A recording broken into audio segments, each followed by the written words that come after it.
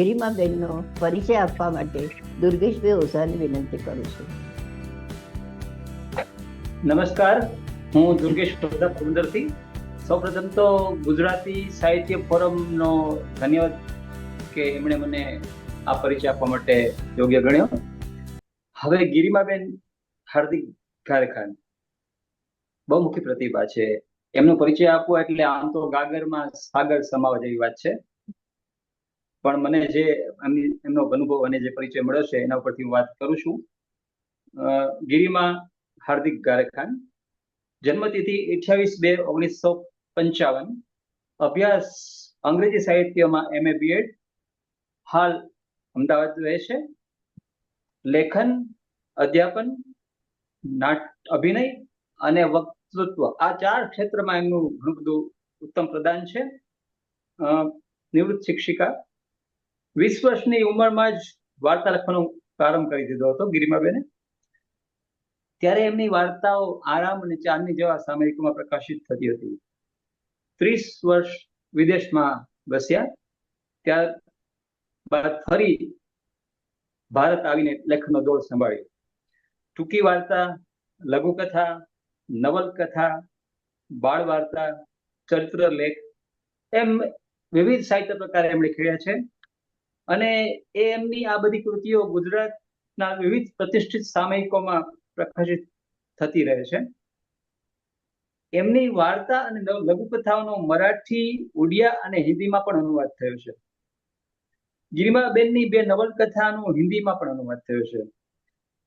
ગિરિમાબેન ગારેખાનની એક મહત્વની સિદ્ધિ એ કહી શકાય કે 2018 થી 2020 દરમિયાન એમના પ્રકાશિત 5 પુસ્તકોને શ્રેષ્ઠ પુસ્તક પારિતોષિક કક્ષામાં ગુજરાત સાહિત્ય અકાદમીના 5 પારિતોષિકો પ્રાપ્ત થયા છે. એમાં 4 પ્રથમ ક્રમના પારિતોષિક અને 1 દ્વિતીય.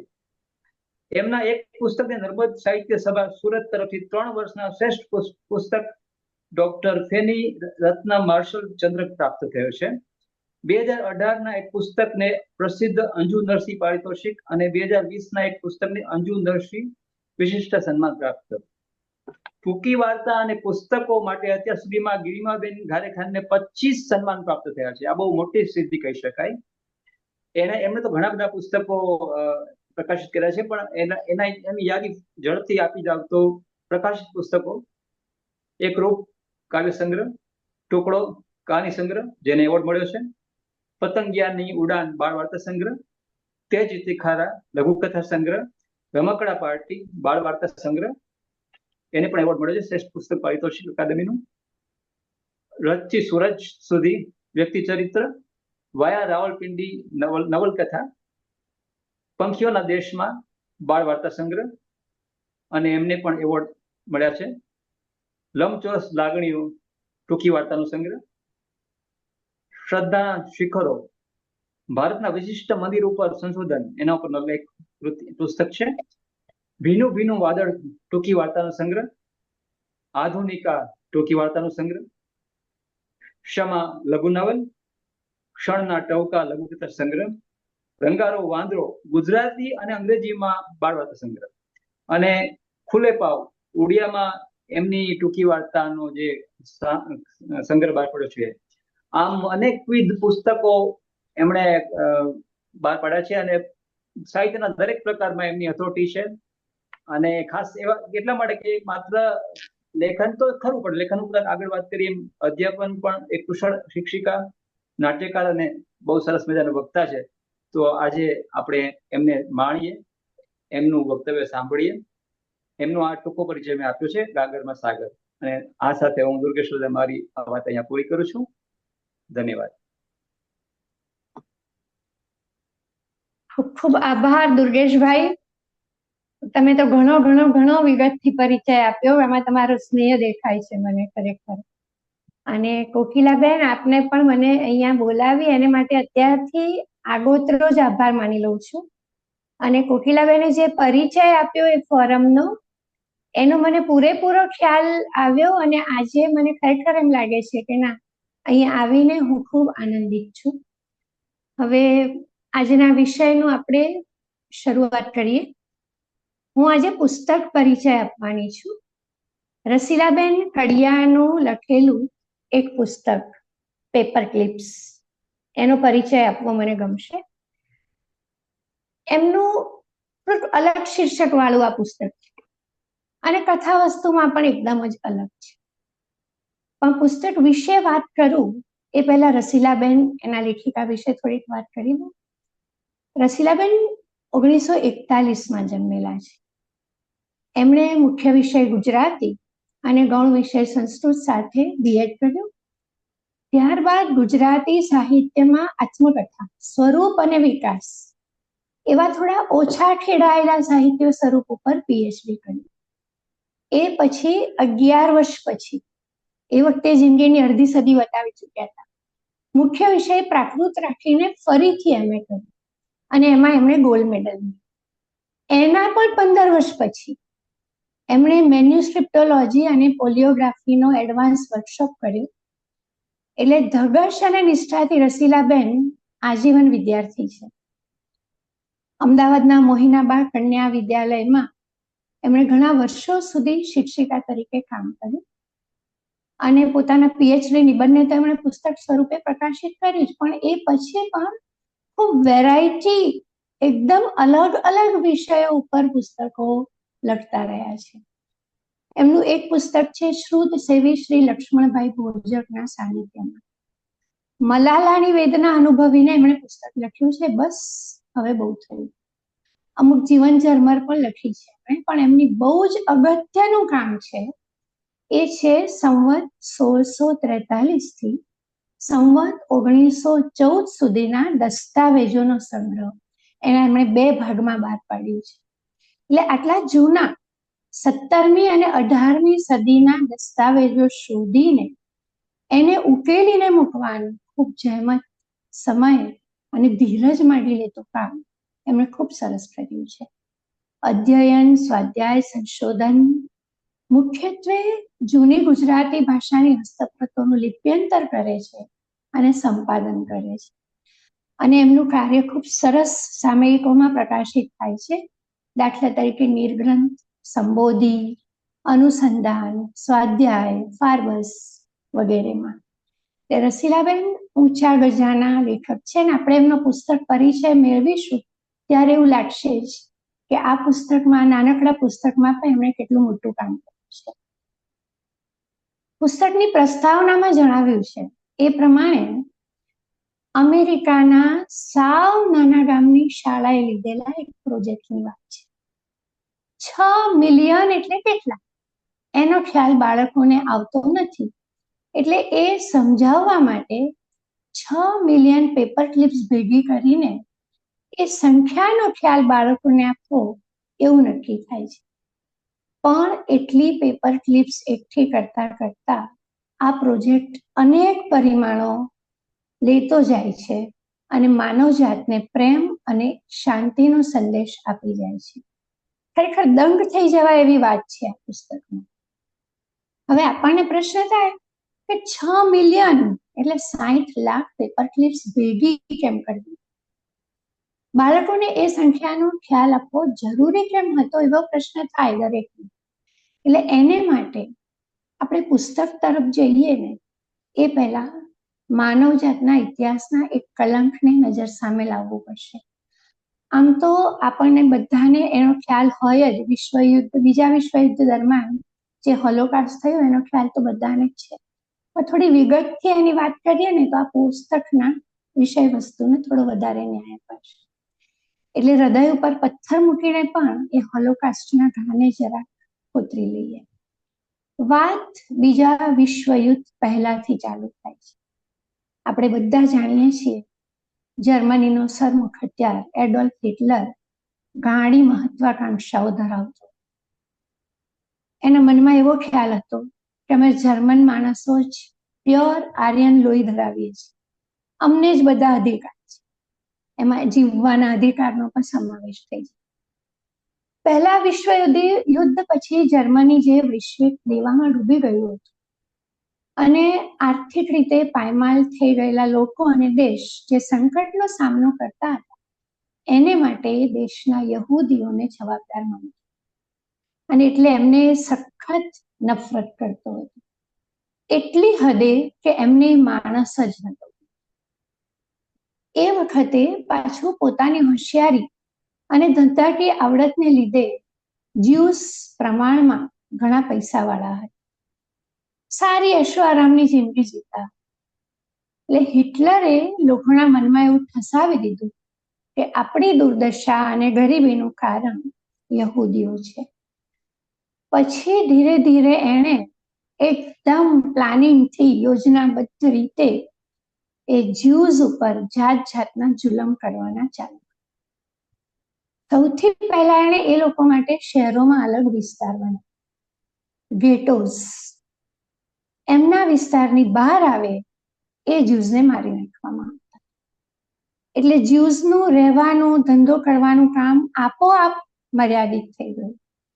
એણે બીજી પ્રજાને હુકમ કર્યો કે જ્યુઝ પાસેથી કશું ખરીદવાનું નહીં. એ ડોક્ટર કે વકીલ હોય તો એમની સેવાઓ લેવાની નહીં. એ એમને આર્થિક રીતે પાયમાલ કરી દેવા માંગતો હતો, એમને સેવાઓ આપવાની પણ નહીં. ટૂંકમાં એણે યહૂદીઓને આર્થિક અને બીજી બધી જ રીતે પાયમાલ કરી નાખી. 1933 થી 1938 ની વચ્ચે હિટલરે 400 અલગ અલગ કાયદા પસાર કર્યા, જે બધા જ જ્યુઝની વિરુદ્ધ. એને ઘણાને દેશ નિકાલ પણ કર્યો. જ્યુઝે પોતાની ઓળખ માટે ફરજિયાત પોતાના કપડા ઉપર એક સ્ટાર લગાવીને ફરવું પડતું.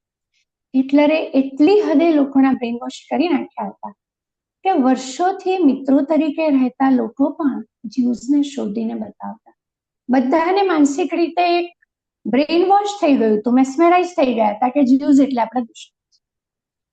અને જે લોકોને એવું કરવાનું પસંદ નહોતું, જે લોકો થોડા જાગૃત હતા, એ લોકોએ પણ પોતે રાષ્ટ્રદ્રોહી ન ગણાઈ જાય એટલા માટે ડરને લીધે કામ કરવું પડતું હતું. સત્તા અને વિશ્વ વિજેતા બનવાની લાલસાએ હિટલરને યુદ્ધ પ્રેમી બનાવી દીધો. 1939માં પહેલા એણે પડોશી દેશ પોલેન્ડ ઉપર આક્રમણ કરીને એને જીતી લીધું. એ દેશમાં 30 લાખ જ્યુઝ રહેતા હતા. હવે એ બધાનું શું કરવું? એટલે એને પહેલા તો એ બધાને કરતો તો એમ ગેટોઝમાં ધકેલી દીધા. એમને ત્યાં અમાનવીય રીતે હેરાન કરવામાં. એટલે એનું વર્ણન કરીએ ને તો રાતોની રાતો ફૂટી જાય એવું છે. પણ એને એટલી હેરાનગતિથી સંતોષ નહોતો. લડાઈ બરાબર ચાલુ થઈ ગઈ હતી એટલે વસ્તુઓ, ખાસ કરીને અનાજની અછત થવા માંડી. એટલે હિટલર અને એના સાથી માનતા હતા કે જ્યુઝ નહીં જીવે તો ચાલશે, એ લોકો નહીં જીવે મરી જશે તો ખાવાનું જ છે.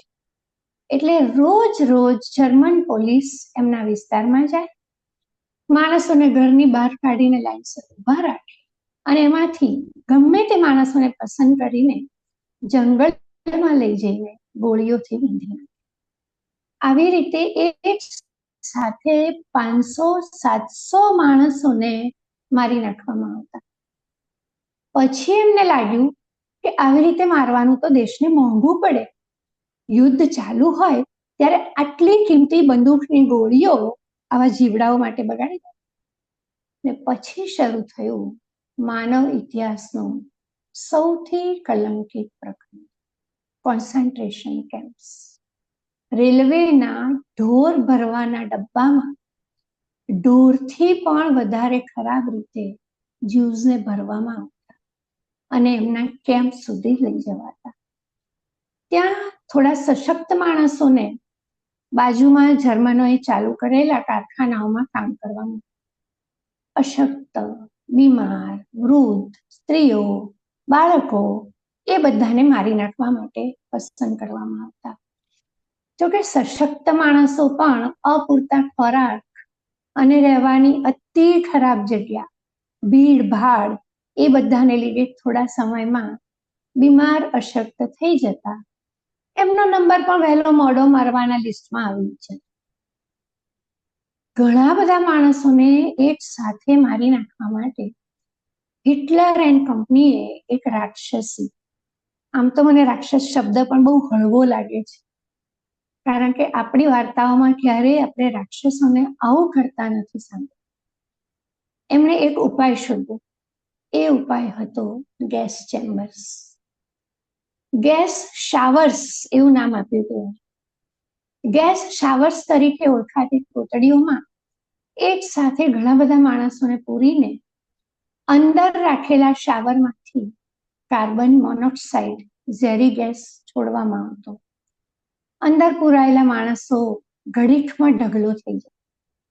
પછી એ શરીરોને માંસના ઢગલાઓ જંગલમાં લઈ જઈને ઠાલવી નાખવામાં આવતા અથવા એનો એમના ખેતરોમાં ખાતર તરીકે ઉપયોગ કરવામાં આવતો. આ દરમિયાન જર્મની તો વધારે ને વધારે યુદ્ધમાં ખૂંપતું જતું હતું. પૂર્વ યુરોપના દેશોમાંથી વધારે ને વધારે જ્યુઝ મળતા. યુદ્ધ કેદીઓ પણ હતા, ખાસ કરીને રશિયન સૈનિક, જેઓ હિટલરની માણસની વ્યાખ્યામાં બંધ બેસતા નથી.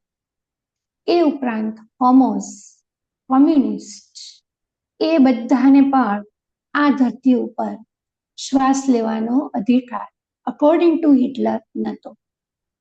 કેમ્પ્સમાં ભીડ વધતી જતી હતી, એટલે કાર્બન મોનોક્સાઇડ કરતા પણ વધારે ઝડપથી મારી શકે એવા કોઈ ગેસની જરૂર હતી.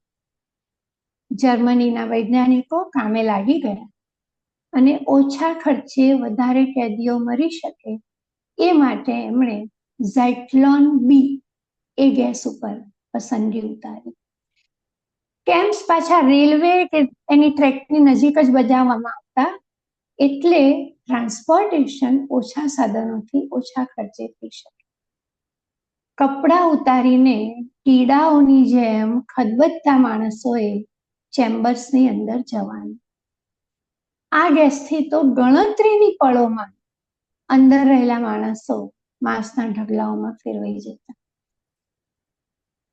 હદ તો એ છે કે એ પછી મજૂર જ્યુઝને કામ સોંપવામાં આવતું એ માંસના ઢગલામાંથી, દાંતમાંથી સોનું શોધવાનું. જ્યુઝ પૈસાવાળા માણસો હતા, દાંતમાં તકલીફ હતી તો સોનાની ક્લિપ પહેરતા. પાવડાથી માણસોના ઢગલા બહાર કાઢવામાં આવતા અને ખાલી થયેલી કોટડીઓ પાછી માણસોથી ભરી દેવામાં આવતી. 1941ના જુલાઈ મહિનામાં એકલા રીગા શહેરમાં 5000 જ્યુઝને મારી નાખ્યા. એ વખતે જર્મનીમાં 3,34,000 જ્યુઝ હતા. એ બધાને દેશની બહાર મોકલી દેવાના. નજીકના દેશના કેમ્પ્સમાં આદેશ અપાયો કે નવા માણસો આવી રહ્યા છે જગ્યા. હવે એ કેમ્પ્સ તો બધા ભરેલા હતા, જગ્યા તો હતી નહીં. અને આમ પણ ઘણી સાંકડી જગ્યામાં સેંકડો માણસોને રાખવામાં આવતા. એટલે એક મિન્સ્ક કેમ્પમાં ત્યાંના જર્મન ઇન્ચાર્જે સતત 2 દિવસમાં અવિરત કામ કરીને 24,000 જ્યુઝને મારી 2 દિવસમાં. અને એણે કહ્યું કે હવે અમારે ત્યાં 48,000 નવા જ્યુઝની જગ્યા છે. આવું બધે જ થયું. આશ્ચર્યની વાત એ થાય કે આ ક્રૂરતા અચવવામાં સ્ત્રીઓ પણ પાછળ. એક જર્મન લશ્કરી ઓફિસરની પત્ની અવારનવાર આવા કેમ્પ્સની મુલાકાતે જતી. જો કોઈ યહૂદી કેદીએ હાથ ઉપર કે શરીરના બીજા કોઈ પણ ભાગ ઉપર કરાવેલું ટેટુ એને ગઈ જાય, નંબર અને કેદી નંબર શોધી લે. પછી ત્યાંના ઇન્ચાર્જ સૈનિકને કહીને એને મારી નખાવતી, જેથી એની ચામડી ઉપરથી ઉતરડાયેલું ટેટુ એ પોતાની દિવાલને શણગારવા માટે વાપરી શકે. બીજા વિશ્વયુદ્ધને અંતે જ્યારે અલાઇડ ફોર્સિસ સૈનિકો આવા કેમ્પ્સમાં પ્રવેશ્યા, ત્યારે આવા ટેટૂઝ, વાળ, દાંત વગેરેના મોટા મોટા ઢગલા. અમુક ઘટનાઓ તો એવી છે જેના સ્મરણ માત્રથી વિચલિત થઈ જવાય. યુદ્ધના અંતે યુરોપના 11 મિલિયન યહૂદીઓમાંથી 6 મિલિયનથી વધુ લોકોને મારી નાખ્યા. જો કે બીજા બધા માણસો મળીને કેમ્પ્સમાં મારી નાખવામાં આવેલા માણસોની સંખ્યા તો 11 મિલિયન થઈ ગઈ હતી. કારણ કે એમાં પેલા હોમોઝ ને યુદ્ધ કેદીઓ ને બધાનો સમાવેશ થઈ જાય. આ બધું અત્યારે વાંચતા, વિચારતા, સાંભળતા આપણને ખમખમા છૂટે છે. યુદ્ધને અંતે કેમ્પ્સમાંથી છોડાવાયેલા માણસો પૈકીની અમુક વ્યક્તિઓએ જે બચી ગયા હતા, એમણે જે પુસ્તકો લખ્યા છે, આંખે દેખ્યા અહેવાલ લખ્યા છે, એ તો બધાને જ રડાવી દે. આ તો આપણે કહીએ ને કે કંઈ જ નથી જે છે, ખાલી ઝલક માત્ર છે. આપણે પુસ્તક તરફ જવું છે એટલે આટલું બેકગ્રાઉન્ડ આપણે જોઈએ. એટલે બીજા વિશ્વયુદ્ધના સમયના યહૂદીઓની આ ઝલક આપણે યાદ કરી લીધી. એટલે હવે આપણે પુસ્તક તરફ જઈએ. પુસ્તકને બરાબર માણવા માટે આટલું બેકગ્રાઉન્ડ આપવું જરૂરી. પેપર ક્લિપ્સ પુસ્તક ઉઘડે છે અમેરિકાના ટેનેસી રાજ્યમાં આવેલા વિટવેલ નામના નાનકડા ગામથી. આપણે ગુજરાતીમાં કહીએ ખોબા જેવડું ગામ, એવડું ગામ છે. ગામમાં માત્ર 1600 માણસો જ રહે છે. એક સમયે આ ગામમાં કોલસાની ખાણ હતી, પણ એ બંધ થઈ ગઈ. રેલવેનું જોડાણ હતું એટલે ગામનો વિકાસ થઈ શક્યો નથી. ગામમાં વસ્તી ઓછી છે, માત્ર એક ચર્ચ છે, એક બસ સ્ટેન્ડ છે, એક શાળા છે. ગામના ભલા ભોળા માણસો સંપીને રહે છે અને એકબીજાનો આદર કરે છે. જેવું ટ્રેડિશનલ સાવ નાનું જૂનું ગામડું આપણે સાંભળતા હતા એવું. એટલે રૂટીન જિંદગી સિવાય આ ગામડામાં બીજું કંઈ બનતું નથી. ગામની જે એકમાત્ર શાળા છે એના આચાર્ય છે લિન્ડા કૂપર, જે છેલ્લા 10 વર્ષથી અહીંયા ફરજ બજાવે છે. એટલે શાળાના બાળકોને જોઈને એમને સતત એક વિચાર આવે છે કે આ બાળકોને બહારની દુનિયા સાથે તો સંપર્ક જ નથી, જેને લીધે એ લોકો પૂરેપૂરા ખીલી નથી શકતા. એમાં વળી એક દિવસ એક વિદ્યાર્થીના વાલીએ પણ એમને કહ્યું કે આ બાળકો આગળ અભ્યાસ કરવા કે નોકરી કરવા આપણા વિટવેલની બહાર જશે તો બહારની દુનિયા સાથે એ લોકો કઈ રીતે એડજસ્ટ થઈ શકશે. એટલે બહારની દુનિયામાં તો એમને અનેક લોકોના પરિચયમાં આવવાનું, પણ એમણે તો ગામની બહારના માણસોને જોયા જ નથી. તો એ લોકોનું અપમાન કે અવગણના તો નહીં થાય ને. અને બહાર જાય એટલે ઘણા ખરાબ અનુભવો પણ થાય, માણસો જાત જાતના હોય. તો એ બધા માટે પણ એ લોકો થોડા તૈયાર તો હોવા જોઈએ. અથવા તો એવું પણ થાય કે બીજા માણસો માટે આ બાળકોને પૂર્વગ્રહ થઈ જાય બહાર જઈને અને એ લોકો એડજસ્ટ ના થઈ શકે. પ્રિન્સિપાલ લિન્ડાને પણ આ વિચાર સતાવતા તો હતા જ. એટલે એમણે એને માટે કશું કરવા માટે સ્ટાફની મીટિંગ બોલાવી અને એ બાબતમાં એમના વિચારો જાણ્યા. એ શાળાના વાઇસ પ્રિન્સિપાલ હતા શ્રી ડેવિડ સ્મિથ. એ હમણાં જ કંઈક બહાર જઈને કોઈ કોન્ફરન્સમાં હાજરી આપીને પાછા આવ્યા હતા અને કંઈક નવું શીખીને જાણીને આવ્યા. એટલે એમણે લિન્ડાને પૂછ્યું કે હોલોકાસ્ટ વિશે તમે શું જાણો? લિન્ડાએ તો જવાબ આપ્યો કે બીજા વિશ્વયુદ્ધ વખતે નાઝીઓએ યહૂદીઓની જે કતલ કરી હતી એ હોલોકાસ્ટ છે. ત્યારે ડેવિડે એમને કહ્યું કે આપણે બાળકોને એમના વિશે જ્ઞાન આપીએ તો એમને એ સમજાય કે જુદી જુદી જ્ઞાતિઓ કે વ્યક્તિઓ, સમુદાયો વચ્ચે સહભાવ ન હોય, સહિષ્ણુતા ન હોય તો એ કેવી નફરતમાં બદલાઈ શકે અને એના કેવા ભયંકર પરિણામ. લિન્ડાના ગળે આ વાત ઉતરી. એણે બાળકોને હોલોકાસ્ટ વિશે સમજાવવા માટે એક ખાસ વર્ગનું આયોજન કર્યું. માત્ર શાળાના સ્તરે, શાળાના લેવલ ઉપર કરવા ધારેલું આ આયોજન ક્યાં સુધી પહોંચ્યું એ આખી વાત ખૂબ રસપ્રદ છે. પ્રોજેક્ટનો વિષય તો પડકારરૂપ હતો જ, કારણ કે બાળકોને તો કઈ જ ખામીઓની ખબર નથી દુનિયા. એટલે બહારની દુનિયાથી એની ખામીઓ ખરાબીઓથી અજાણ નિર્દોષ બાળકો જ્યારે હિટલર અને એના અરેરાટી ઉપજાવતા કાર્યો વિશે જાણશે ત્યારે એમના મન ઉપર વિપરીત અસર તો નહીં થાય ને, એ પણ એમણે વિચારવાનું. એટલે આ શરૂ કરતા પહેલા વાલીઓને પણ વિશ્વાસમાં લેવા જરૂરી હતા, કારણ કે બાળકો જે શાળામાં શીખે એ ઘેર જઈને વાલીઓને પૂછવાના છે કે વાત કરવાની છે. એટલે લિન્ડાએ વાલીઓની મીટિંગ બોલાવી અને એમની સંમતિ.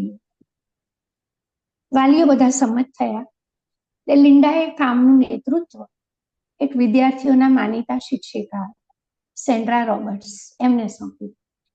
એમને પોતાને એ વખતે હોલોકાસ્ટ વિશે કશી જ જાણકારી, પણ એકવાર જવાબદારી સ્વીકારી પછી સેન્ડ્રાએ મળ્યા એટલા પુસ્તકો વાંચ્યા, ઇન્ટરનેટ ઉપરથી માહિતી એકઠી કરી અને વર્ગનો આરંભ થયો. પહેલે દિવસે એમણે બાળકોને હિટલર, યહૂદીઓના ગેટોઝ, ગેસ ચેમ્બર બધી વાતો બાળકોને ટૂંકમાં જણાવી. પણ આ શું, બાળકો તો કંઈ સમજતા જ નથી. એમને લાગે છે મૃત્યુ માટે ટીચરથી આવી મજાક ના કરી, કારણ કે એમણે આ ખરાબી ક્યારેય જિંદગીમાં સાંભળેલી. તો કંઈ બોલ્યા વિના ટીચરે એમને કીધું કે તમે ઇન્ટરનેટ જોજો. એક અઠવાડિયામાં તો એન ફ્રેન્ડ, ડીવી બીટન જેક્સન, એલન ફ્રીડમન વગેરે એ વખતના પીડિત બાળકોની વાતો વાંચીને, ડાયરીઓ વાંચીને બાળકોને ખ્યાલ આવી ગયો કે ટીચર મજાક નથી કરતા, ટીચરની વાત તો સાચી છે. એ પછીના વર્ગમાં સેન્ડ્રાએ બાળકોને મરનાર યહૂદીઓની સંખ્યા 60 લાખ. 60 લાખમાં 20 લાખ તો બાળકો હતા. હવે વર્ગમાં સન્નાટો છે. સંખ્યા સાંભળીને નહીં, પણ એટલા માટે કે 60 લાખ એટલે કેટલા થાય એની બાળકોને ખબર જ નહીં. હવે સેન્ડ્રા સામે પડકાર હતો કે 60 લાખનો કન્સેપ્ટ કેટલા એ બાળકોને કેવી રીતે સમજાવે. એને માટે પેન, પેન્સિલ, બટન વગેરે જુદી જુદી વસ્તુઓ ભેગી કરવાના સૂચનો આવ્યા. પણ એક છોકરાનું સૂચન હતું પેપર ક્લિપ્સ, કારણ કે એને વાંચ્યું હતું કે નાઝીઓએ નોર્વેને જીતી લીધું અને ત્યાંથી યહૂદીઓને કોન્સન્ટ્રેશન કેમ્પમાં લઈ જવાતા હતા. ત્યારે ત્યાંના બીજા નાગરિકોએ પોતાના શર્ટ ઉપર પેપર ક્લિપ પહેરીને એનો પ્રતિકાત્મક વિરોધ કરેલો. એમણે પેપર ક્લિપ પહેરીને કહેલું કે તમે યહૂદીઓને સ્ટાર પહેરાવો છો તો અમે આ ક્લિપ પહેરીશું. એથી વધારે તો કંઈ કરવાની હિટલરના રાજ્યમાં કોઈની હિંમત જ નથી. આવી હિંમત હિટલર સામે બીજા કોઈ દેશના માણસોએ બતાવી નહીં. પાછું યોગાનું યોગ, પેપર ક્લિપની શોધ કરનાર જ્હોન વાલેરે એ પોતે નોર્વેનો હતો. એટલે 60 લાખ પેપર ક્લિપ ભેગી કરવાની વાત ઉપર મોર લાગી ગઈ. પેપર ક્લિપ નાની, વજન ઓછું, જગ્યા ઓછી રોકે, એ બધી રીતે એ અનુકૂળ હતી. પછી ઉત્સાહી વિદ્યાર્થીઓ ઘરમાંથી, પડોશમાંથી, મિત્રો પાસેથી મળી એટલી પેપર ક્લિપ એ ગણવામાં આવી તો માત્ર 1000 થી. હવે ટાર્ગેટ તો આકાશ જેટલો મોટો હતો. પછી એમણે Bill Gates, Tom Hanks, Steven Spielberg એ બધી નામાંકિત વ્યક્તિઓને પત્રો લખ્યા અને પોતાના પ્રોજેક્ટ વિશે જણાવ્યું. આપણને ખબર છે સારા ઉદ્દેશથી કંઈ પણ કામ શરૂ કરવામાં આવે તો એને સહયોગ મળે છે. આ બધાએ શાળા માટે પેપર ક્લિપ્સ મોકલી. સાથે આવેલા પત્રો બહુ હૃદયસ્પર્શી હતા, કારણ કે કોઈના પિતા, ભાઈ, મિત્રનો હોલોકાસ્ટમાં ભોગ લેવાયો હતો, અથવા તો એ લોકો એ વખતે ભાગીને અમેરિકા આવી ગયેલા. હવે વિદ્યાર્થીઓના ઉત્સાહમાં ભરતી આવી. આવેલા પત્રોમાંથી પેપર ક્લિપ્સ કાઢવી, પત્રો વ્યવસ્થિત મૂકવા વગેરે કામ ચાલુ થઈ ગયું. પણ 6 મિલિયન એ લક્ષ્ય તો હજી જોજનો દૂર હતી. તો શું પ્રોજેક્ટને સમેટી લેવો? ના, એમ કઈ એ લોકો હારી જાય એવા હતા. એટલે હોલોકાસ્ટ ગ્રુપના સલાહકાર ડેવિડ સ્મિથે એક વેબસાઇટ બનાવી અને જાહેર જનતાને એમના પ્રોજેક્ટ વિશે જણાવ્યું. એમણે જણાવ્યું કે એક પેપર ક્લિપ એક માર્યા ગયેલા યહૂદીઓનું પ્રતિનિધિત્વ કરશે. એને પણ સરસ રિસ્પોન્સ મળ્યો. તો પણ વર્ષને અંતે એમની પાસે માત્ર 1,60,000 ક્લિપ્સ ભેગી થઈ ગઈ. બાળકો હવે નિરાશ થતા જતા, પણ ઈશ્વર એમની પાસે આ કામ કરાવવા માંગતો જ હતો. એમ નિરાશ થવા દેવું નથી. ધીમે ધીમે એવું થયું કે વેબસાઇટને લીધે વિઠવેલા નાના ગામના પ્રોજેક્ટની વાત આખા અમેરિકામાં પ્રસિદ્ધ. વોશિંગ્ટનમાં પણ એક હોલોકાસ્ટ મ્યુઝિયમ છે, એમાં પણ આના ફરફરિયા બધે લગાવી દીધેલા. એ વખતે જર્મન સમાચાર પત્રોમાં કામ કરતું એક શ્રોડર દંપતી વ્હાઇટ હાઉસ ખાતે સંવાદદાતા તરીકે, એમણે વોશિંગ્ટનના મ્યુઝિયમની મુલાકાત લીધી ને આ પ્રોજેક્ટ વિશે જાણ્યું. ત્યાં પાછી એમને એક યહૂદી મિત્ર મળી. એ નાઝીઓથી બચવા માટે ઓસ્ટ્રિયાથી ભાગીને અમેરિકા આવી ગઈ હતી. આપણે જોઈએ ચોકઠા કેવા આપોઆપ ગોઠવાતા જાય છે. જર્મન દંપતી ત્યાં હાજર છે, મ્યુઝિયમમાં જાય છે, આ પ્રોજેક્ટ વિશે જાણે છે, ત્યાં એમને એક યહૂદી મિત્ર મળે છે જે જર્મનીથી ભાગીને આવે છે. એના પ્રોત્સાહનથી આ જર્મન દંપતીએ પણ પ્રોજેક્ટમાં સહકાર આપવાનું નક્કી કર્યું. અને પત્રકારો કોઈ વાત હાથમાં લે પછી એમાં શું બાકી રહે. એમણે તો જર્મનીની સ્કૂલોમાં અને સામાન્ય જનતાને ત્યાંના 9-10 સમાચાર પત્રોમાં આ વાત પહોંચાડી. હવે જર્મનીમાં ત્યાં એટલા બધા માણસો હોય જેમણે પોતાના કોઈને કોઈ સગાને આ હોલોકાસ્ટમાં ગુમાવ્યું. એ વખતે તો ત્યાં એ કહાની ઘરઘરતી હતી. એક જ અઠવાડિયામાં 46,000 પેપર ક્લિપ્સ ભેગી થઈ ગઈ અને જાત જાતની, જાણે પૃથ્વી પરના બધા માણસોનું પ્રતિનિધિત્વ કરતી. 6 વર્ષની છોકરીથી માંડીને 98 વર્ષના વૃદ્ધોએ પત્રો લખ્યા. બધા પત્રોનો સૂર એક જ છે. હું થોડુંક વચ્ચે પુસ્તકમાંથી વાંચતી જઈશ એકચ્યુઅલી શું લખાયું છે. 20મી સદીના માનવજાતના ઇતિહાસની ઘોર કલંકરૂપ બનેલી આ ઘટનાએ સૌના હૃદયને હચમચાવી નાખ્યું છે, વલોવી નાખ્યું છે. અને સૌના હૃદયમાંથી એક જ સૂર વહી રહ્યો હોય એવું જાણે કે આ પત્રોમાંથી ફલિત થાય છે. આ સૂર કહે છે, હવે માનવજાતે કોઈ પણ કિંમતે પરસ્પર સંવાદિતા સ્થાપવી જ જોઈએ. સમગ્ર માનવજાત પુકાર કરી રહી છે કે હવે હિંસા તો નહીં જ. અહિંસા, પ્રેમ અને સહિષ્ણુતા એ જ માનવજાતિનું અમૂલ્ય ઔષધ છે. આમ એક નાનકડા પ્રોજેક્ટથી શરૂ થયેલા આ યજ્ઞે વિવિધ દેશોના નાના મોટા સૌના હૃદયમાં સૂક્ષ્મ રીતે જાણે વલોણું શરૂ કરી દીધું છે. શ્રોડરે આ પ્રોજેક્ટ, પત્રો વગેરે માહિતી આવરી લીધું એક પુસ્તક. એ પુસ્તક વોશિંગ્ટન પોસ્ટની એડિટરે વાંચી. આ પ્રોજેક્ટ થવાનો હતો એટલે કેવી કેવી સફળતાઓ મળી છે.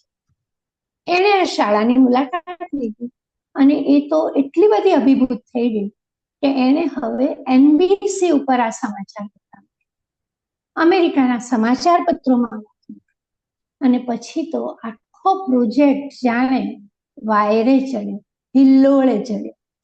શાળામાં હવે અવિરત પત્રો અને પેપર ક્લિપ્સ આવ્યા જ કરે છે. ત્યાંની એકમાત્ર પોસ્ટ ઓફિસનું કામ 3 ગણું થઈ ગયું છે.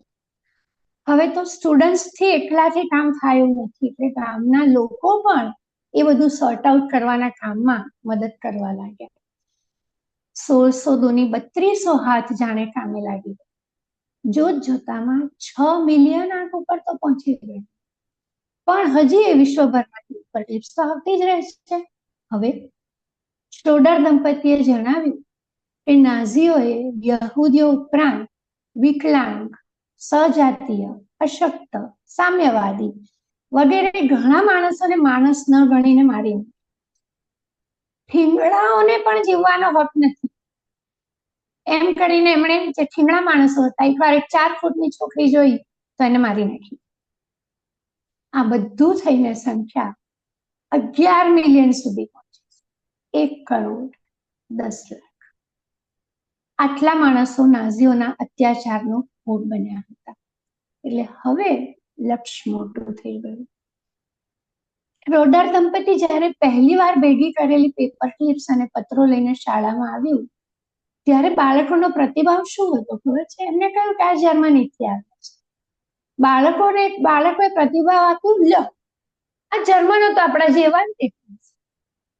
કેટલી નિર્દોષતા!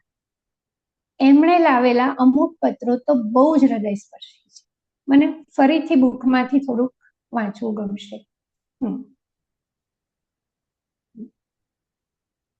પત્ર બહુ જ ઇન્ટરેસ્ટિંગ છે, એકાદ પત્ર વાંચીશ. કોઈ શૈલા ગ્લક લેવિનનો પત્ર છે. એ લખે છે, પ્રિય વિદ્યાર્થીઓ, હોલોકાસ્ટમાંથી બચી ગયેલા 2 જણાની હું દીકરી છું. તેઓના નામ જણાવું તો તે છે કાલ્મોન અને લુઇસા ગ્લક. તેઓના બંને બાજુના કુટુંબીજનો કેમ્પમાં મૃત્યુ પામ્યા. સદભાગ્ય પોતે બચી ગઈ. હોલોકાસ્ટમાં ભોગ બન્યા હતા તેઓને માટેના સારા કામ કરી રહ્યો છે. એ માટે હું ગર્વની લાગણી અનુભવી રહી છું. આ સાથે હું 14 પેપર ક્લિપ્સ મોકલું છું. 14 શા માટે?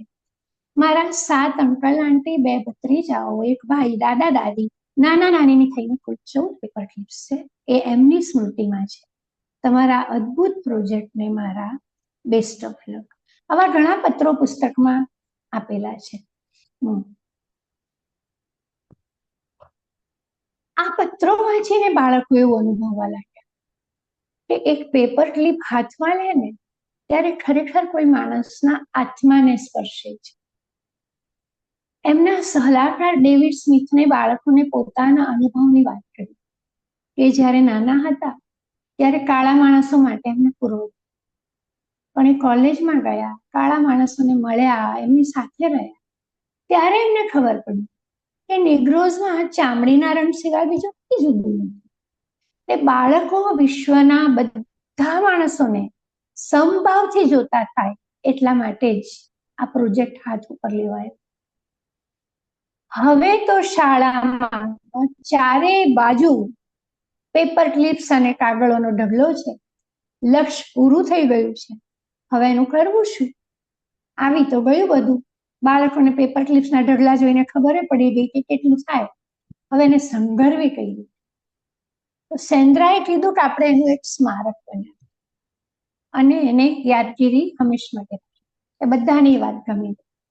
એણે એમ પણ કહ્યું કે જેવા ઢોર જેવા ડબ્બામાં યહૂદીઓને કેમ્પ્સમાં લઈ જવાતા એવો એક ઢોર ડબ્બો આપણે લાવીએ, એમાં સ્મારક બનાવીએ તો એ મરનાર યહૂદીઓ માટે સાચી અંજલિ બની રહેશે.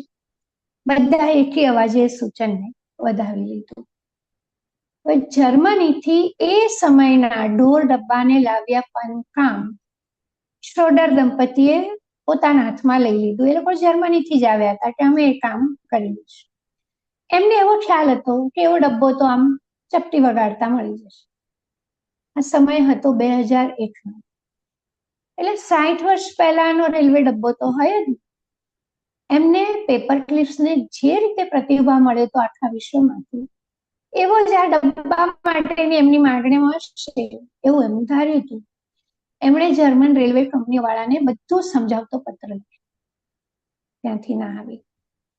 એ લોકોએ ખાનગી રેલવે કંપનીઓને, રેડ મ્યુઝિયમને, ખાનગી કંપનીઓ તથા યુરોપના રેલવે નિષ્ણાતોને પણ પત્ર લખ્યો.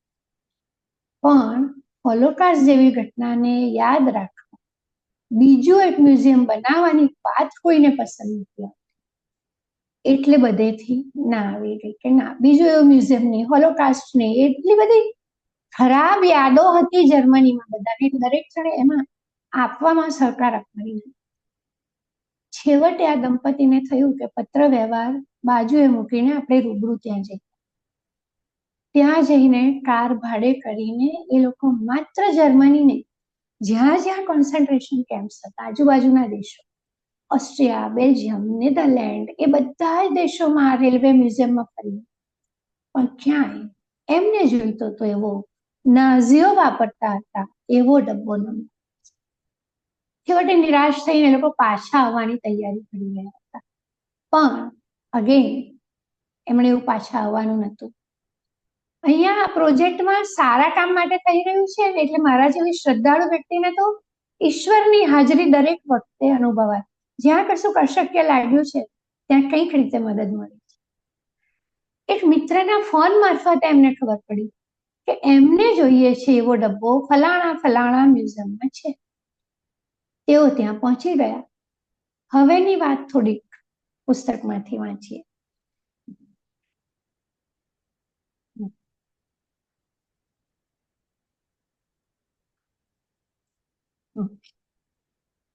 તેઓ મ્યુઝિયમ જોઈ રહ્યા છે. જૂના રેલ ડબ્બાઓની હારમાં હતી. ઓ ગોડ, બધા જ વિશ્વયુદ્ધ પછીના હતા, કેટલાક નાઝી સમયના, પણ એ બધામાં સુધારા વધારા કરીને એમાં બારીઓ નંખાવી, રસોડું બનાવી રેલ કર્મચારીઓના ક્વાર્ટર્સ તરીકે ઉપયોગમાં લેવામાં આવતા હતા. બીજા કેટલાક તો જૂના ખરા પણ જર્મનીના. દંપતીના મનમાં ભારે નિરાશા વ્યાપી રહી. રહી સહી આશાના તણખલાના જોરે આગળ હજુ જોતા જાય છે અને એક ડબ્બો નજરે પડ્યો. ઘડીભર શ્વાસ થંભી ગયો. શું આપણી શોધનો અંત આવી ગયો? ડબ્બાનો નંબર છે 001993. એ વંચાઈ રહ્યો છે. ઈસવીસન 1917માં એ બનેલો હતો અને કોન્સન્ટ્રેશન કેમ્પના કેદીઓને લઈ જવા માટે વપરાય. બંને જણા જૂના ડબ્બાઓનો સૂક્ષ્મ અભ્યાસ કરી સારી જાણકારી લઈને આવેલા. એટલે આ જ અમારી શોધનો અંત છે એવી એમને ખબર પડી. એટલે જોતાની સાથે બંને સ્વગત મળી ગયો, ગોટ ઇટ એવું બોલવા માંડ્યા. પણ આપણે કહીએ મળી ગયો એટલે થોડો મળી ગયો. મ્યુઝિયમના ડિરેક્ટર આ ખાસ આઈટમને આપવા તૈયાર નથી.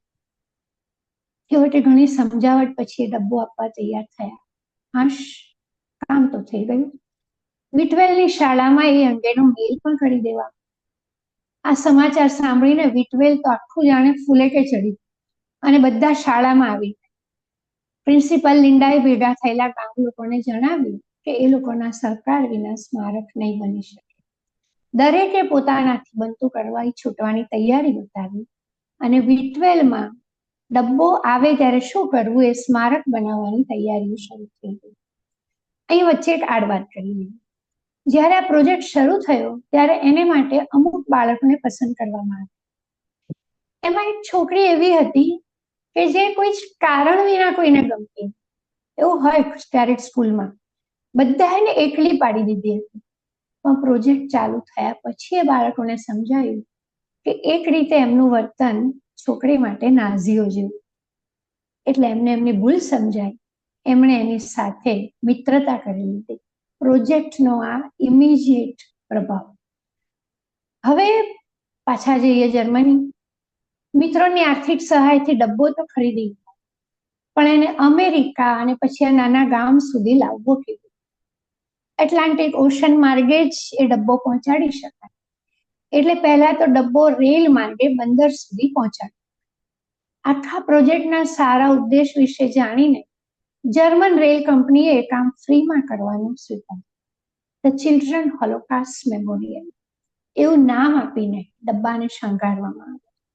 જર્મન નેવી શિપના અમેરિકા જતા જહાજમાં આ ડબ્બો મોકલવાનું નક્કી પણ થઈ ગયું. નાની મોટી મુશ્કેલીઓ પાર કરીને ડબ્બો ટ્રેન સાથે જોડવામાં આવ્યો. એનો ભવ્ય વિદાય સમારંભ મીડિયામાં પ્રસારિત થયો અને છેવટે પોતાના નિર્ધારિત સ્થળે જવા માટે ડબ્બાએ શિપમાં બેસીને અમેરિકા તરફ પ્રયાણ કર્યું. આટલો વખત જાણે ઓછી કસોટીઓ થઈ હોય એમ રસ્તામાં પણ આ શિપે ભયંકર દરિયાઈ તોફાનનો સામનો કરવો પડ્યો.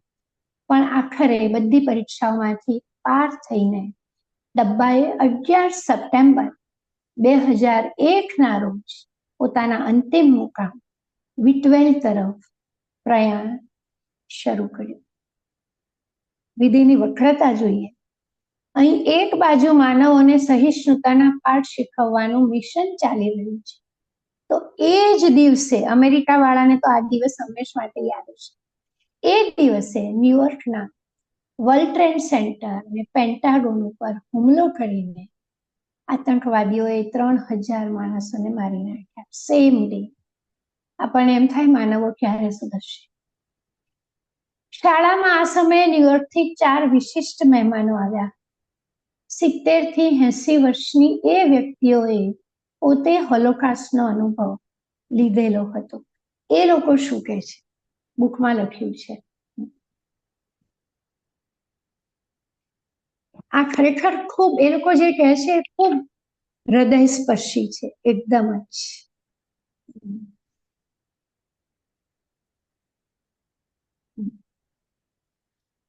આવેલ 4 મહેમાનો પૈકી એક સ્ત્રી હતી.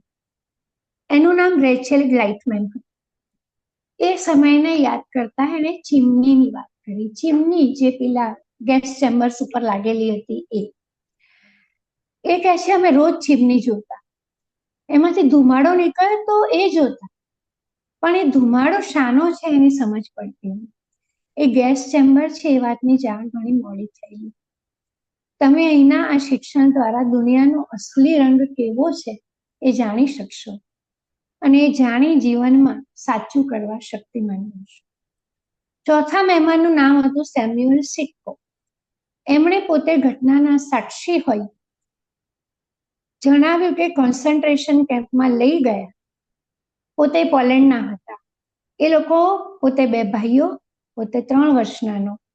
જ્યારે એમને આઉશ્વિટ્સ લઈ જવાયા ત્યારે આ 2 ભાઈઓને જમણી તરફ અને કુટુંબના બીજા સભ્યોને ડાબી તરફ ઉભા રાખ્યા.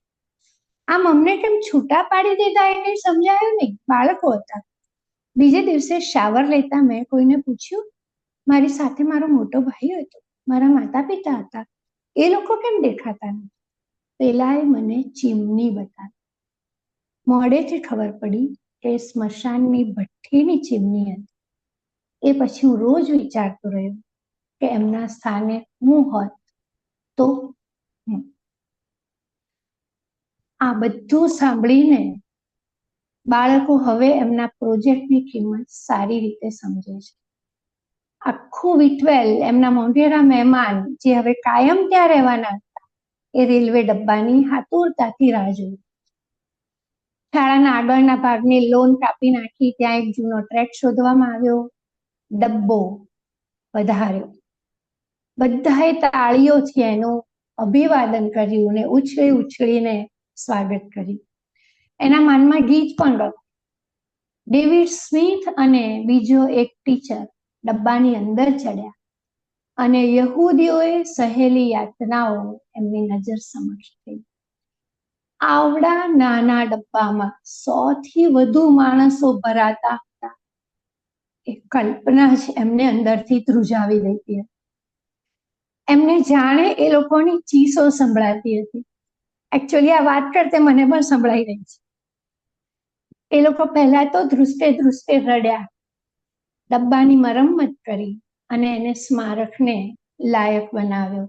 બહુ ટચી છે, પણ થોડુંક વાંચું છું.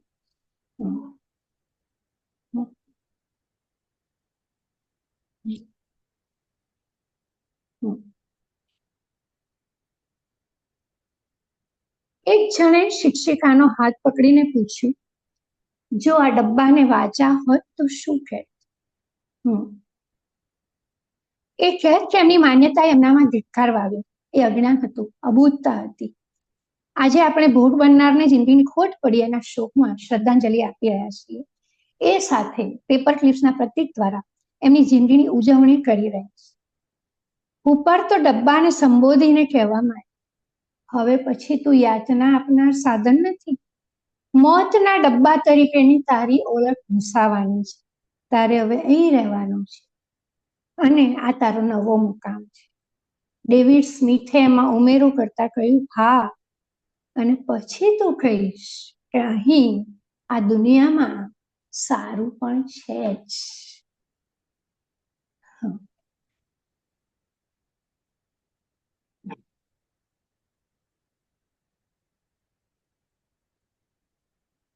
કુલ બધાએ ડબ્બાની મરમ્મત કરી એને સ્મારકને લાયક બનાવ્યું. કુલ 11 મિલિયન પેપર ક્લિપ્સ મૂકવા માટે કાચનું પાર્ટીશન બનાવ્યું જેથી એ બધી જોઈ શકે.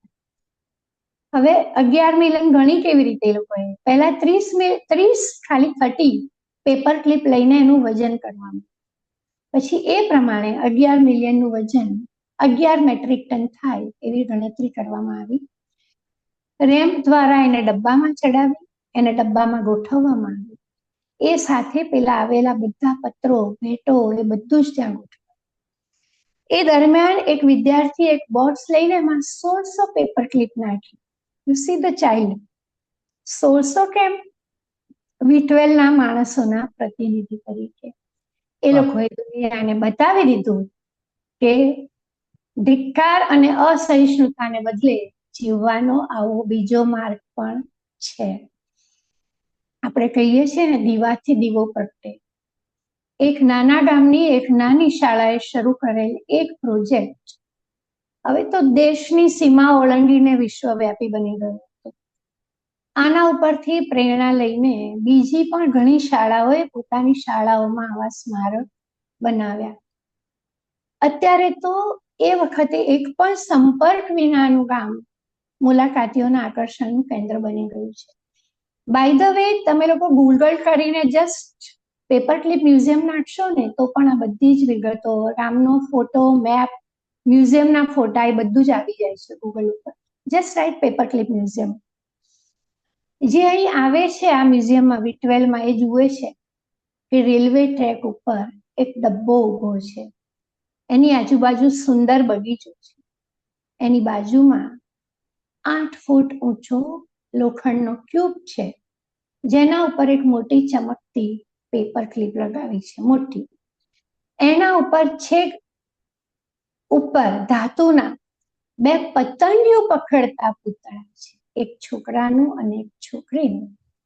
એ બંને પતંગિયા જેવા બાળકો દુનિયાના આઝાદ બાળકોનું પ્રતિનિધિત્વ કરે છે. પુસ્તકના અંતે લેખિકાએ ચાર્લી ચેપ્લિનના એક ફિલ્મના સંવાદનો અંશ મૂક્યો છે. હવે મનુષ્યના આત્માને પાંખો મળી છે. એના ઉડ્ડયનનો પ્રારંભ થયો છે. એ મેઘધનુષમાંથી આશાના પ્રકાશ અને ઉજ્જવળ ભવિષ્યમાંથી પસાર થાય છે. અને મેં સવારે કોકિલાબેનને કરી હતી, શાળાના પ્રોજેક્ટની વાત છે એટલે બીજી એક વાત કરી લઉં કે આ પુસ્તક વિશેનો આટલો લાંબો નહીં, કે નાનકડો લેખ પુસ્તક વિશે અવલોકન લખીને મેં ગુજરાતી મેગેઝિનમાં મોકલ્યું હતું, નવરીત સમર્પણમાં. એમાં પ્રકાશિત થયું હતું. એ વાંચીને અહીંના ગુજરાતની એક શાળાએ એ પુસ્તક પોતાના વિદ્યાર્થીઓ અને ટીચર્સને આપવા માટે એની એમણે એક સાથે 225 કોપીઝ ઓર્ડર કરી. પુસ્તકની નવી આવૃત્તિ કરવામાં આવી હમણાં રિસન્ટલી. અને અમુક એવા સ્ટુડન્ટ્સ છે, ઇંગ્લિશ મીડિયમ સ્કૂલ એટલે કે જે લોકો ગુજરાતી નથી સમજતા, એને માટે એ લોકોએ પુસ્તકને ઇંગ્લિશમાં ટ્રાન્સલેટ કરાવ્યું. એની અગેન 200 કોપીઝ પબ્લિશ કરાવી. અને ટીચર્સ ડેને દિવસે એ લોકો બધા ટીચર્સને અને સ્ટુડન્ટ્સને એ બુક આપવાના છે, 11-12ના સ્ટુડન્ટ્સ અને ટીચર્સ. એટલા માટે કે એક શાળા, સ્ટુડન્ટ્સ અને teachers if they make up there mind, આમ ઠાન લે તો શું શું કરી શકે છે. એટલા માટે દરેકના હૃદયને સ્પર્શી જાય, સાવ સરળ ભાષામાં લખેલું પુસ્તક છે. અને માત્ર 64 પેજીસ ઓનલી, બહુ જ પાતળું. પણ આ પુસ્તક વાત બહુ મોટી કહી જાય છે. આપણે કહીએ ને કે ગાગરમાં સાગર લઈને આવ્યું છે. અને ઝીણી ઝીણી વિગતો એટલી બધી રસપ્રદ રીતે પીરસી છે કે એકવાર શરૂ કર્યા પછી એને મૂકી નથી શકાતું. આપણે કહીએ ને કે એ આપણા આત્માનું ભોજન બની જાય છે. અહીંયા કોઈ ઉપમાઓ નથી, રૂપકોથી છલકાતા અલંકૃત ભાષાના પ્રયોગો નથી. પણ મને એવું લાગે કે પુસ્તકનો આત્મા જ, એનું કથા વસ્તુ જ એટલું સુંદર છે એટલે એને બાહ્ય સુશોભનોની જરૂર નથી. કારણ કે આ તો હૃદયની વાણી છે અને હૃદયમાંથી નીકળીને હૃદય સુધી પહોંચે છે. એટલે મને આ પુસ્તક એટલે બહુ ગમે છે કે એ માનવજાત માટે શાંતિનો બહુ સરસ સંદેશ આપી જાય છે. અને આમ પણ વિચારીએ, પુસ્તકમાં નથી લખ્યું પણ મને પોતાને વિચાર આવે છે કે પેપર ક્લિપ કેવી સરસ વસ્તુ છે, જે કાગળોને બાંધ્યા વિના એક સાથે બંધાઈ જાય તો એમાં આઝાદી જતી રહે છે. આમાં દરેક કાગળ સ્વતંત્ર છે અને સાથે છે. આપણે માનવો એવી રીતે ના રહી શકીએ. સ્વતંત્ર પોતપોતાની રીતે, પોતપોતાના ધર્મ, પોતપોતાની જાતિ માટે સ્વતંત્ર અને લાગણીથી બંધાયેલા. આપણે સ્વતંત્ર અને સાથે સાથે રહીએ. સાથે તો અત્યારે આપણે વિશ્વમાં રહીએ જ છીએ, પણ શાંતિની બહુ જરૂર છે. મને લાગે છે દરેક મનુષ્યને માનવ તરીકે જોવાની બહુ જરૂર છે, કારણ કે આપણે બધા જ જાણીએ છીએ કે માનવો સહિષ્ણુતા ગુમાવવા માંડ્યા છે. હોલોકાસ્ટને હજી બહુ વર્ષો નથી થયા, હજી તો સદી પૂરી થવાને પણ ઘણી વાર છે. આપણે ઇતિહાસને ભૂલી ગયા છીએ અને પાછું એ જ પુનરાવર્તનની શરૂઆત થઈ ગઈ હોય એવું લાગે છે. રિસન્ટલી બાંગ્લાદેશના બનાવ જુઓ કે આમે ઘણા વર્ષોથી દુનિયામાં ક્યાંય ને ક્યાંય યુદ્ધના સમાચાર આવે છે. રશિયા અને યુક્રેન લગભગ 2 વર્ષથી લડે છે. હમાસ અને ઇઝરાયલ, જે જ્યુઝે આટલું બધું સહન કરીને પોતાનું સ્વતંત્ર દેશ બનાવીને પ્રગતિ કરી, પાછું એ લોકો યુદ્ધમાં જોતરાઈ ગયા છે. ઈરાન જોડાય છે. મહિનાઓથી આ યુદ્ધ ચાલ્યા કરે છે. અને પાકિસ્તાન, બાંગ્લાદેશ, ઘણા નાના નાના દેશોમાં તો પાછા અલગ પ્રકારના અંદરના યુદ્ધ ચાલુ છે. અને એ પણ આપણે શહેરોમાં રહેનાર માણસો ખાસ કરીને જાણીએ છીએ. ન્યુયોર્ક હોય, લંડન હોય, મુંબઈ હોય, અમદાવાદ હોય, દરેક શહેરમાં જાતિ અને ધર્મ પ્રમાણે ગેટોઝ બનવા જ માંડ્યા છે. આપણે જ દિવસે આપણા શહેરના અમુક એરિયામાં જતા ડરવા લાગ્યા છીએ. આપણે એને બીજા દેશનું નામ આપી દઈએ છીએ કે આ તો મિની ફલાણો દેશ છે, આપણાથી ના જવાય ત્યાં. અમુક વિસ્તારમાં બનતી ઘટનાઓ હોય, ચૂંટણીનું વાતાવરણ હોય, જર્મનીના ચાન્સેલરની સ્પીચ હોય, આ બધું જ ચેતવણીની ઘંટડીઓ વગાડવા માંડ્યું છે એવું મને લાગે છે. અને આપણે એવું કરીએ છીએ. ટાઈમ પૂરો થાય છે. હાજી, અમુક રંગ, અમુક જાતિ, અમુક ધર્મના માણસોને આપણે વિના કારણ શંકાથી જોઈએ છીએ. આ શંકા ફરી એકવાર ધિક્કારમાં બદલાઈ જાય પહેલા મને લાગે છે આપણે બધા ચેતી જઈએ. માનવો ઇતિહાસમાંથી નહીં શીખે, ક્યાંથી શીખે? આપણે બધું એક હોલોકાસ્ટ સહન નહીં કરી શકીએ. એટલે એક જ પ્રાર્થના કરીએ દરેક માનવ માટે, સર્વે ભવંતુ સુખીનઃ.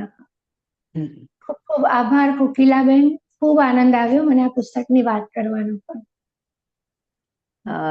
તમારું આટલું સરસ હાર્ટ ટચિંગ, હૃદયને સ્પર્શી જાય એવું પ્રવચન સાંભળ્યા પછી એક વાક્ય જ બોલવાનું મન થાય છે કે હું માનવ માનવ થાવ તો ઘણું. આપણે અત્યારે માનવ થવાની દિશામાં જ પ્રયત્ન કરવાનો છે. એ તમારા આખાનું બહુ સરસ રીતે આવી ગયું. સાચી વાત. અને જ્યારે આવી વેદનાપૂર્ણ વાત જ્યારે હોય ત્યારે એમાં ખાસ કરીને કોઈ ક્વેશ્ચન પૂછવાનો આવે નહીં, કારણ કે આમાં એક પૂછ્યું છે કે જર્મનીમાં બાળકોને આ હોલોકાસ્ટ વિશે શીખવાડે છે, આપણે જાણતા નથી. એટલે કદાચ ન પણ શીખવાડતા હોય, કારણ કે પોતાના દેશ માટેનું આવું કદાચ ખબર નહીં. પણ બહુ સરસ રીતે તમારી જે પ્રસ્તુતિ છે ખૂબ હૃદયસ્પર્શી છે. હવે ભદ્રાબેને કઈ હેન્ડ રેઝ કર્યો છે, એમને શું કેવું છે ખબર નથી. ભદ્રાબેન, મારે તો આ સાંભળીને એટલું બધું હૃદય દ્રાવક હતું, પણ હવે એમાંથી નીકળીને એક સુંદર વાત કહેવી છે. ગઈકાલે આપણા વાલા કોકિલાબેન નો જન્મદિવસ હતો. એમણે 89 વર્ષ પૂરા કર્યા અને 90માં પ્રવેશ કરી રહ્યા છે. તો એ બદલ હું આપણા સૌ તરફથી ખૂબ ખૂબ વધાઈ આપું છું. અને આવા ને આવા જ હસતા રહેજો, આવા ને આવા જ તંદુરસ્ત રહેજો અને આવીને આવી મજા અમને કરાવતા રહેજો. બીજી એક વાત તો એ કે એમનો જન્મદિવસ માતૃભાષા દિનના દિવસે છે. એ કેટલું સરસ. અને એ જાણે એના માટે જન્મ્યા છે એટલે માતૃભાષાને હંમેશા આ રીતે પ્રોત્સાહન આપતા રહ્યા છે. ખૂબ ખૂબ ધન્યવાદ કોકિલાબેન, ખૂબ ખૂબ ધન્યવાદ. અને ગિરિમાબેન, તમે જે કહ્યું ને મ્યુઝિયમનું, એનું લિંક મેં ચેટમાં મૂક્યું છે. એટલે આખા એમાં 32 ફોટા છે. જો લિંકથી દેખાડી શકે અત્યારે અહીંયા તો આપણે હમ. જોઈ શકીએ બધા ફોટા. પણ હમ. એમાં આખું તમે જે વર્ણન કર્યું ને એ આખું એકચ્યુઅલી પેલા બે બાળકો પતંગિયાના એ બધું જ છે પતંગિયાની એમાં. છે. Yeah, હા yeah. છે બધું જ. હા. હમ. હમ.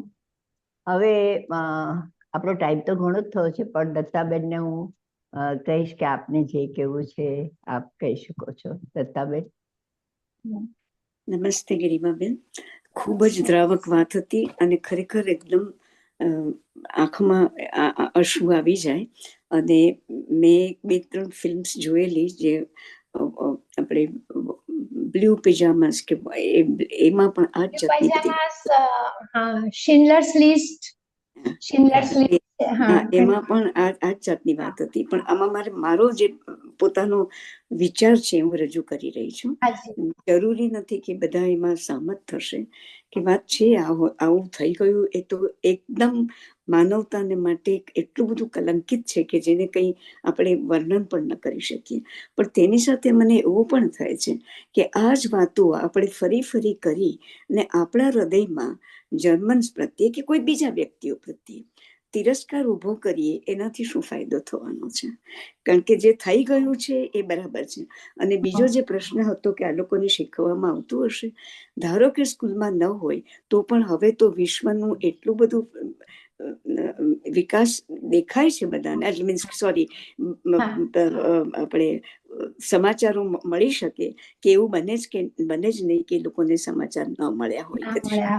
મારી સામે એક જીવ ફેમિલી રહે છે, તો એમણે મને એવું કહ્યું કે એ લોકોને એ જાણવા મળ્યું કે જે જર્મન પ્રેઝન્ટ જનરેશન છે દે ફીલ વેરી સોરી, અને એ લોકો આપી રહ્યા છે કે અમને ક્ષમા કરવામાં આવે કે અમારા એન્સેસ્ટર્સે આવું કર્યું. એને માટે અમે ખરેખર શરમ અનુભવીએ છીએ અને એને માટે બધાની ક્ષમા માગીએ છીએ. અને મને એમ લાગ્યું કે એવો જ ફેરફાર થવો જોઈએ. હવે આ જ વાત બીજી બાજુ, હવે આ જરાક વિષયાંતર કરું છું થોડુંક, કે ધારો કે આ હિન્દુ મુસ્લિમ માટે પણ મને જે બધા મેસેજીસ આવ્યા કરે, મને એમ થાય કે શું ફેર છે, શા માટે આવું આપણે કરીએ છીએ? આપણી જ સંસ્કૃતિ આપણને શીખવાડે છે કે આપણે બધા સાથે પ્રેમથી રહીએ, બધાને ક્ષમાભાવથી રહીએ, અને એ ક્ષમાભાવ જ એ લોકોને પણ ક્ષમા લાવશે, એ લોકોમાં પણ. તો શા માટે આપણે આટલું, કારણ કે હમણાં હું ગઈ હતી ભારત, તો મને તો રીતસર એવું લાગ્યું કે કેટલો બધો જાણે ફેરફાર, આવો ફેરફાર મેં પહેલા ક્યારેય અનુભવ્યો નહોતો. સાચી વાત છે. આટલો બધો ફેરફાર, તો એનો અર્થ શું થયો મને સમજણ ન પડી કે આપણે હિસ્ટ્રીમાંથી શું શીખ્યા. એટલે જ અંતમાં મેં કીધું ને કે આપણે વધારે પાછા એ તરફ જતા રહીએ છીએ. અને સોરી ટુ ઇન્ટરપ્ટ યુ, મને આપણો પહેલો જ પ્રશ્ન હતો કે આ બધું ફરી ફરીને જાણવું શું કામ? પણ આ સ્કૂલનો જે પ્રોજેક્ટ હતો, એટલે અકોર્ડિંગ ટુ મી કે એટલા માટે કે આપણે એનું પુનરાવર્તન ન કરીએ, એટલા માટે. તિરસ્કાર ઉભો થાય તે પણ બહુ ના, એમણે ઉલટું પેલા ગ્રુપમાંથી પેલી છોકરીને બોલાવવા માંડી કે ના, આપણે એવું વર્તન ના કરવું જોઈએ. બરાબર છે. એટલે પછી આફ્ટર ઓલ તો હવે ગ્લાસ અડધો ભરેલો જોવો કે અડધો ખાલી જોવો એ ઇન્ડિવિજ્યુઅલ ઉપર છે. પણ આપણે એમાંથી શીખીએ કે ખૂબ ખરાબ થઈ ગયું છે અને હવે ન થવું જોઈએ. બીજી વાર આ સહન નહીં કરી શકીએ. ખૂબ સરસ. સુરેન્દ્રભાઈ, આપણો ટાઈમ તો થઈ જ ગયો છે. સુરેન્દ્રભાઈ. કોકિલાબેન, જન્મદિન મુબારક. Thank you. હાજી. અને હવે મારે જે કહેવું છે, મારે કોઈ સવાલ નથી. ગિરિમાબેન, તમે બહુ સરસ રજૂઆત કરી. કમનસીબે હું શરૂઆતથી ન જોડાઈ શક્યો. મારે 1-2 વાતો તમે જે કહી એ બાબતમાં જાણે કે પૂર્તિ કરવી છે. હાજી. એક ફિલ્મ હતી 1962-63ની, જજમેન્ટ એટ ન્યુરેમ્બર્ગ, જેમાં 1948ની આસપાસ જે ત્યાંના જે મુખ્ય, જેમણે બધા યહૂદીઓની કતલના હુકમ આપ્યા કે સુપરવિઝન કર્યું, એમના પર કામ ચાલ્યું. એકદમ ડોક્યુમેન્ટરી જેવી છે.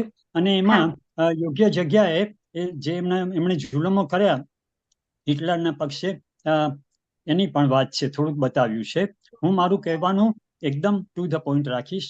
બીજું, નમ્રપણે એક સૂચન કરું કે નાઝી જે છે, NAZI અથવા NAZI, એનો ઉચ્ચાર નાત્સી ના પછી તલવારનો ત અડધો અને સસલાનો સ હમ, નાચસી હમ. એટલું હાજી. જી એટલું ખાલી કહી હા. દઉં. બીજું હા કે જ્યારે હિટલર 1933માં સત્તા પર આવ્યો અને એણે જુલ્મોની ઝડી વરસાવી, એમાં તમે તો બધું કહ્યું જ, સેજ ઉમેરો કરું કે એના જે અનુયાયીઓ હતા, જે એકદમ છોકરા, એમ સમજો ને કે 15-18 વર્ષના, 18-20 હમ. વર્ષના બ્રાઉન શર્ટ્સ કહેવાતા, એમને હા સૂચન આપીને મોકલે કે જ્યાં યહૂદીઓની દુકાનો, ઘર, તમે એ વિશે કહ્યું જ થોડું, ત્યાં હા. એમને પદ્ધતિસર મારે રસ્તા પર હમ, અને હમ, ફટકારે એ બધું. હમ. અને બીજું કે જ્યારે એ આવ્યો અને યહૂદીઓએ ત્યારે જ કેટલાકોએ હિજરત કરવાની શરૂ કરી, એમાં આપણો જાણીતો, આપણો એટલે કે દુનિયાનો આલ્બર્ટ આઇન્સ્ટાઈન પણ હતો, આઇન્સ્ટાઈન. એ અહીંયા હમ. યુએસએમાં હમ, હમ. પ્રિન્સ્ટનમાં આવીને સ્થાયી થયો. Yes yes. બીજું, હિટલરના જુલમનો તો જાણે કાંઈ અંત નહોતો જ, કમકમા આવે એવી વાત છે. વધારામાં એણે છે તે એક સ્ત્રી ફોટોગ્રાફર એટલે કે સિનેમેટોગ્રાફરને સાથે રાખ્યું અને જે બધું એ કરતો કરાવતો એની રીતસરની ફિલ્મ ઉતારાવી. અને એનું નામ ભૂલી ગયો, રોની સમથિંગ જર્મન નામ છે. એ 91-92 વર્ષ હમ. જીવી, થોડા સમય પહેલા હમ. મરી ગઈ. એટલે હા હા, એણે હા. જેને કે હા, બધી બાજુથી જુલમ કરાવવામાં કઈ બાકી રાખ્યું જ નહીં. અને એક જર્મન ફિલ્મ હતી 1979ની, ધ ટીન ડ્રમ, હમ. એમાં એનું તાદૃશ વર્ણન છે.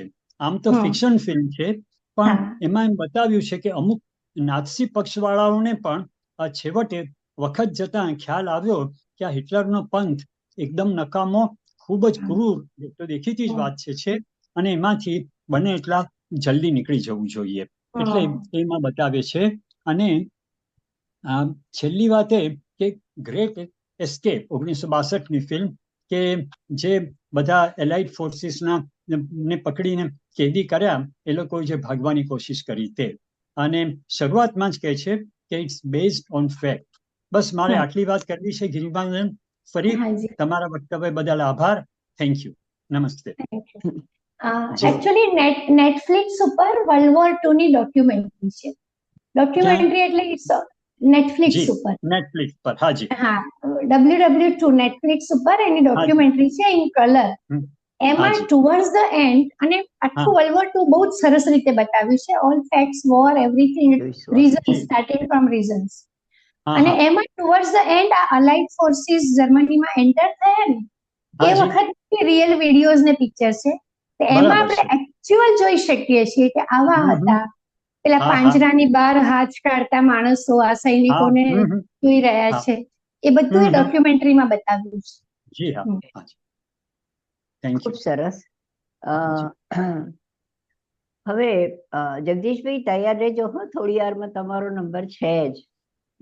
આવતા આટલું આજે આપણે ગિરિમાબેનને તો સાંભળ્યા, હવે આવતાની ખબર નથી ને, એવી જ રીતે સિદ્ધાર્થભાઈના વક્તવ્યમાંથી પણ આપણે ગુજરાતમાં ક્યાં શું છે અને એ વારસો જાળવવા આપણે શું કરી શકીએ છીએ, એ દ્વારા આપણને ખૂબ સરસ રીતે તેઓ પ્રવચનમાં જણાવશે. હવે કોકિલાબેન, પહેલા કહી દઉં ખૂબ ખૂબ આભાર તમને, તમારી ટીમને, બધાનો બહુ સરસ સહકાર રહ્યો અને બધાને મળવાની પણ ખૂબ મજા આવી. અને બધાને જન્માષ્ટમીની ખૂબ ખૂબ શુભકામનાઓ, કે દરેકના હૃદયમાં કૃષ્ણ જન્મે. બસ એ ખરી વાત છે. હવે આપણે આભાર દર્શન પહેલા કરી લઈએ, પછી જગદીશભાઈને બી સાંભળવા છે ને, તો આભાર દર્શન માટે હાસ્યતાબેનને હું વિનંતી કરીશ. હાસ્યતાબેન. હાજી, સંભળાય છે ને? હાજી. નમસ્કાર. આજે સૌ પ્રથમ આ ચોકસી ફાઉન્ડેશનના અધ્યક્ષા કોકિલાબેન, અલકાબેન ગાંધી, અને અહીંયા ખાસ ઉપસ્થિત રહ્યા છે તેવા ગિરિમાબેન ગારેખાનનો આભાર માનવાનો છે, જેમણે કોકિલાબેને જય શ્રી કૃષ્ણથી આપણી સવાર થાય છે એવી ગુજરાતી ભાષાનો મહિમા જે સતત કરતા રહે છે, અને એના આજે 216 એપિસોડ એ એક લક્ષ્ય સાથે એ ચાલી રહ્યા છે અને એમને 90 વર્ષ થયા અને છતાંય એટલા સક્ષમ છે કે એવું લાગે કે આપણે નબળા પડીએ છીએ, પણ એનો જ પડઘો છે. દુર્ગેશ ભાઈએ એમનો પરિચય ગરિમાબેનનો ગાગરમાં સાગર સમાવતો ખૂબ પારદર્શક પરિચય આપ્યો. ગરિમાબેનનો પરિચય સાંભળતા લાગ્યું કે દરેકને લાગ્યું હશે કે હું તો અતિ જ પરિચિત, પણ લાગ્યું હશે કે બહુમુખી પ્રતિભા ધરાવે છે.